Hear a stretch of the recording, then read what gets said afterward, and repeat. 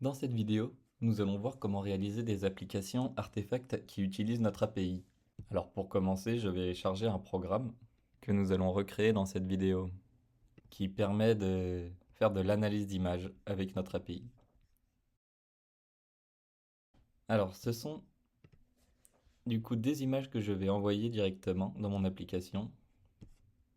Hop, que je retrouve. Ici, je vais lui envoyer 44 images qui vont être envoyées par paire aux assistants.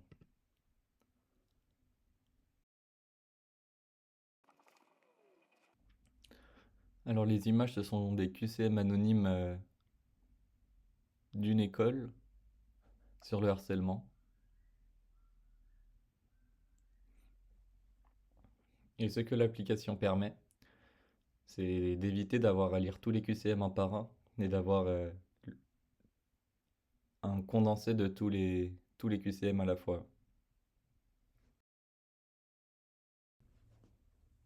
Alors voilà le résumé.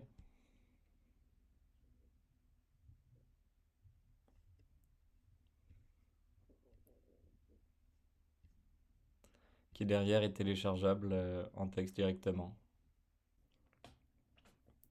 Pour commencer, je vais choisir un assistant artefact plus API.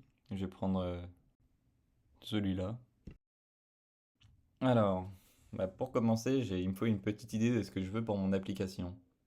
Alors ce que je veux, c'est un bouton pour upload des images. Je sais que pour envoyer des images à un assistant, il faut qu'elles soient envoyées en base 64. Je sais que mes images, c'est recto verso, donc il faut que je les envoie par deux, par paire. Et je veux que ça affiche le résultat de l'assistant. Bon, on va commencer. Je vais lui parler. Alors, je voudrais une application HTML où dedans il y a un bouton pour upload des images. Je choisis le nom d'image que je veux.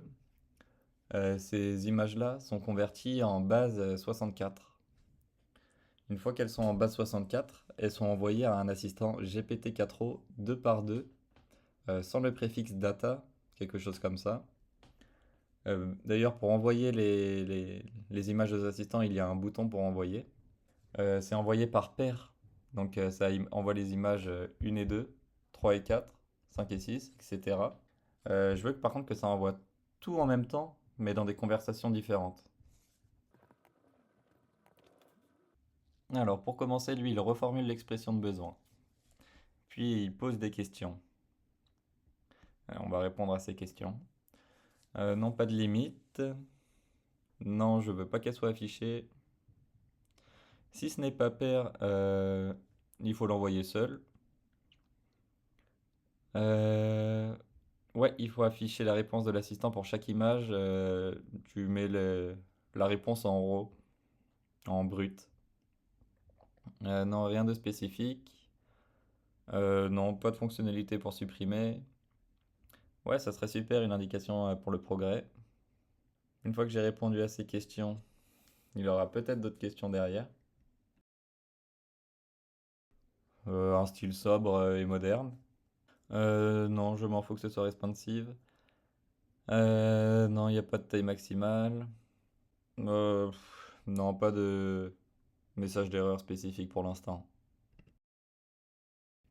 Derrière, il passe à la conception logique. C'est pour un petit peu faire ses constantes, les classes, pour les avoir en tête, avoir une idée de l'application, comment elle va être. Comme ça évite qu'il fasse cette étape pendant la réalisation complète, ce qui permet à plus de taux de réussite.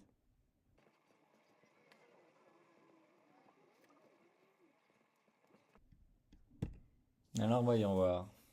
Pour du coup voir mon application, alors vu que moi j'ai un compte avec login mot de passe, j'ai mon token d'authentification qui est disponible dans la page et directement dans ses instructions, on lui dit d'aller récupérer directement dans la page le token. Si vous avez un compte 365, dans votre profil, dans sécurité, vous avez votre token d'authentification. Et c'est ici que vous pouvez le récupérer et donc soit demander de pouvoir le rentrer manuellement dans la page, soit lui envoyer et il le mettra dans le code. Je choisis deux paires d'images pour le test, pour vérifier les réponses de l'assistant.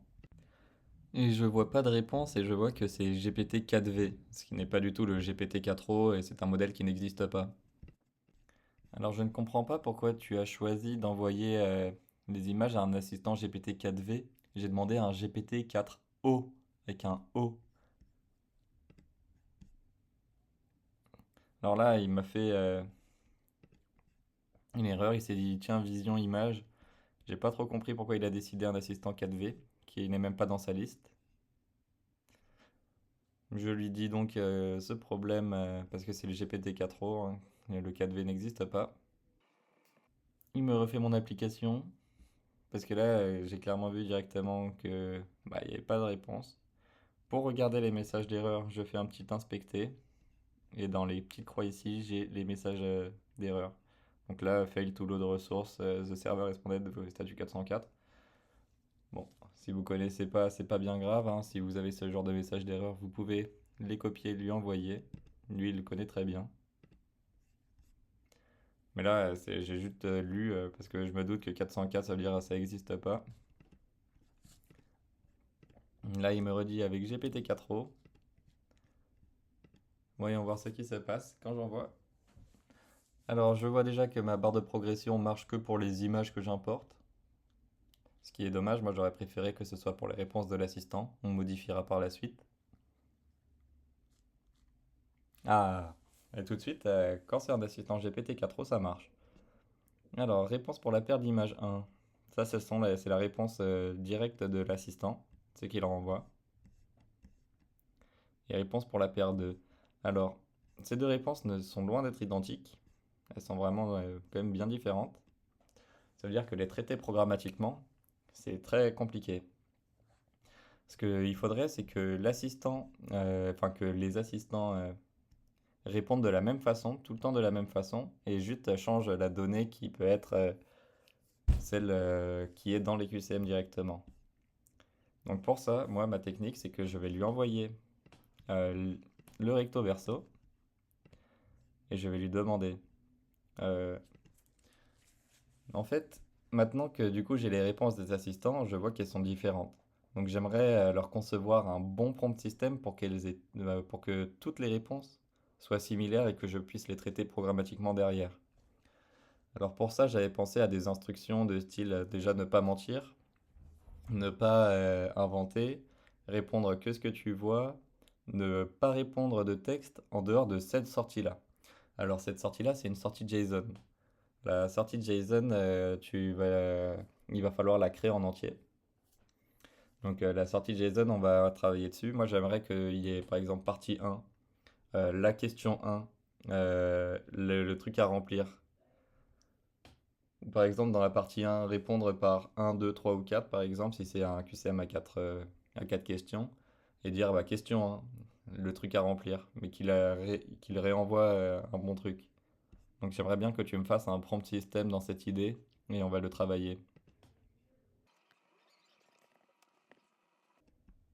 Alors là, je peux voir que il m'a fait bon, les premières phrases sont probablement bien, mais dans la structure JSON, ça ne me plaît pas trop, parce que par exemple, classe, genre, il peut dire une fille ou un garçon, garçon. Donc je vais t'expliquer en gros, il faut vraiment spécifier les réponses à utiliser. Par exemple, genre, il faut mettre fille ou garçon parce qu'à tout moment il peut mettre une fille ou un garçon, il faut que ce soit vraiment très précis. Et pareil, je veux qu'il y ait absolument toutes les questions dans la structure JSON, toutes les questions avec toutes les façons de répondre qui soient tout le temps les mêmes. Ah, alors ça, je l'avais pas lu. Nanana. Pour les réponses oui, non, partie 3-4. Question cochée, utilisez 0. Remplissez tout le champ avec les informations. Bah, dans tous les cas, il parle pas de fille-garçon. Donc voyons voir avec ce que je lui ai dit, ce qu'il va me faire de beau. Bon, il me met le même format à chaque fois. Ce n'est pas si mal, hein. Au moins, je suis sûr qu'il comprend pour chaque question. Il me met toutes les questions, ça c'est ce que j'ai demandé. Comme ça, je suis sûr qu'il n'oublie pas de questions à chaque fois ou qu'il n'en invente pas. Après, c'est est-ce qu'il va mentir de temps en temps? On verra. Ok, c'est super. Du coup, maintenant dans mon application, j'aimerais de quoi rentrer en texte mon prompt système, une petite case où je vais mettre mon prompt système dedans.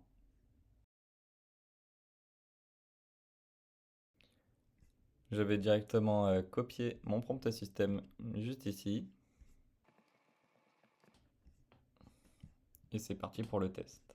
Alors, je mets mon prompt système, je sélectionne deux paires d'images à nouveau pour le test et j'envoie à l'assistant.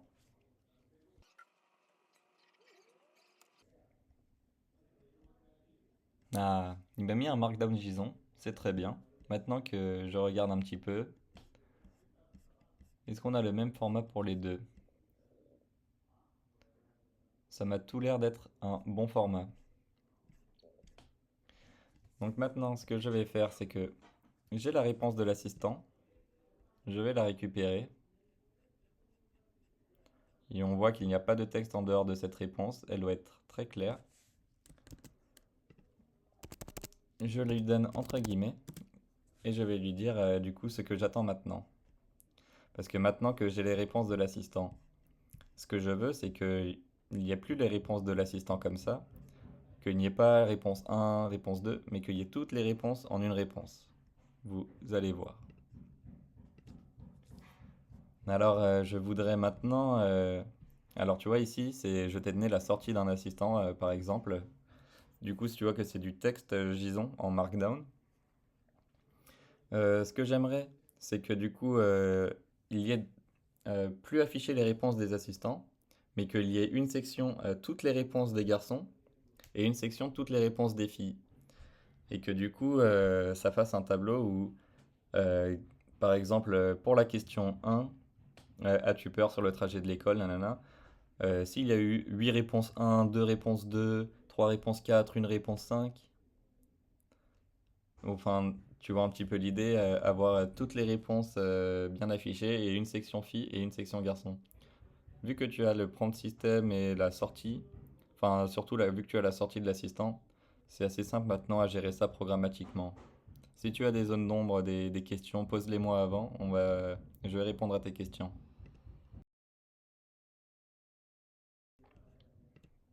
Alors oui, je veux un décompte pour chaque option. Pour les questions oui-non, je veux le nombre de oui et le nombre de non. Les réponses vides, c'est un zéro. Donc si tu fais 1 plus 1 plus 1, bah, plus 0, ça fait 0. Enfin bon, ça, j'avoue, c'est pas la meilleure explication, mais ouais, une réponse vide, c'est 0. Comment souhaitez-vous... Pardon, voulez-vous afficher les pourcentages? Ah ouais, super, ça serait pas mal. Pour classe, année de naissance, non. Non, non, non, pas de... Ah, année de naissance, pourquoi pas? Préférez-vous un affichage sous forme de tableau HTML ou format texte plus simple? Format texte plus simple. Bah non, parce que s'il y a que des filles, tu mets 0 dans les garçons et c'est tout, hein. Alors du coup, il nous dit qu'il va créer une fonction qui analysera les données JSON de chaque réponse. Nous gérons le tableau HTML pour afficher les résultats avec des pourcentages. Les réponses vides seront traitées comme des zéros dans les calculs. Nous inclurons une statistique pour l'année de naissance. Ok. Bon bah c'est super, je voudrais bien le code en entier du coup. Nanana, il me dit tout est bien. C'est parti pour visualiser l'application. Je mets mon prompt système. J'avais sélectionné, allez, 4 paires d'images cette fois-ci. Et c'est parti pour envoyer à l'assistant. Alors c'est sûr que là, je pourrais lui demander que quand j'appuie sur le bouton envoyer, il soit plus cliquable après. Une barre de progression qui soit en fonction des réponses des assistants pour voir l'avancement. Mais bon, on va déjà voir cette fonctionnalité qu'il vient de créer, si elle marche bien. Vu que ça devient un peu long, je vais aller inspecter. Ah, je viens de voir un Uncaught in promise, unexpected JSON. Du coup, ça, je sais que ce message d'erreur, is not a valid JSON, je vais lui dire, c'est dans un markdown JSON. Je t'ai déjà envoyé la sortie de l'assistant. C'est du texte JSON. Alors je lui explique que du coup c'est du texte à JSON, que c'est dans un markdown. Parce qu'il a voulu faire un parsing de réel JSON. Parce que là c'est une simulation de JSON un petit peu, c'est du texte qu'on reçoit. Ah, il est sympa, il me fait directement le code complet et mis à jour. Ah, bah le reste. Ah non. Ça par exemple, c'est style reste inchangé.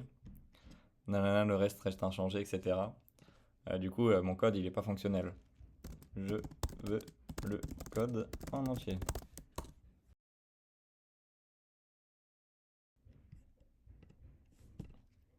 Je retente à nouveau avec mes 4 paires d'images.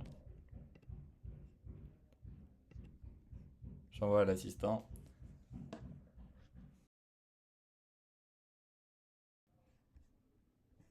Oh! Résumé, 0 fille. Alors bon, il m'a fait mon tableau. Il ne m'a pas vraiment mis les noms des questions. Et surtout, j'ai mis 4 questionnaires et il me trouve 0 fille, 0 garçon. Et il ne me met pas de message d'erreur, ça date de tout à l'heure. Alors là, j'ai envoyé 4 paires d'images. On me retrouve 0 fille et 0 garçon. Donc relis bien les instructions si tu veux, je te les redonne. Je n'ai pas de problème avec ça. Ou même relis bien la sortie de l'assistant. Si tu veux, je peux te la renvoyer, mais elle est juste plus haut dans la discussion, tu peux la retrouver. Et fais en conséquence. Et d'ailleurs, les questions, j'aimerais pas que ça s'appelle questions dans l'idée. Ouais, si, ça peut rester question pour l'instant, ça c'est vraiment, c'est pas bien grave.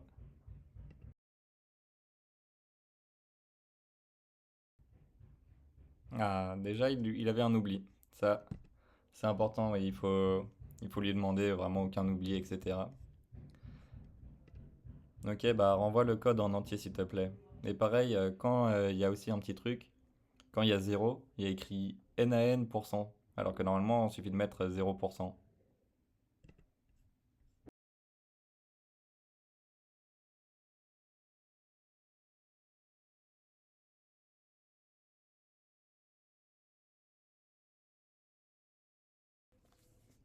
Oh oh,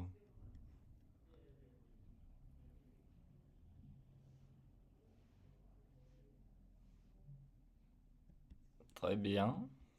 On a déjà un questionnaire fille et on a 2 questionnaires garçons. Tac, tac, tac. Bon, c'est déjà pas mal, hein. Et dans cette idée, vous pouvez après...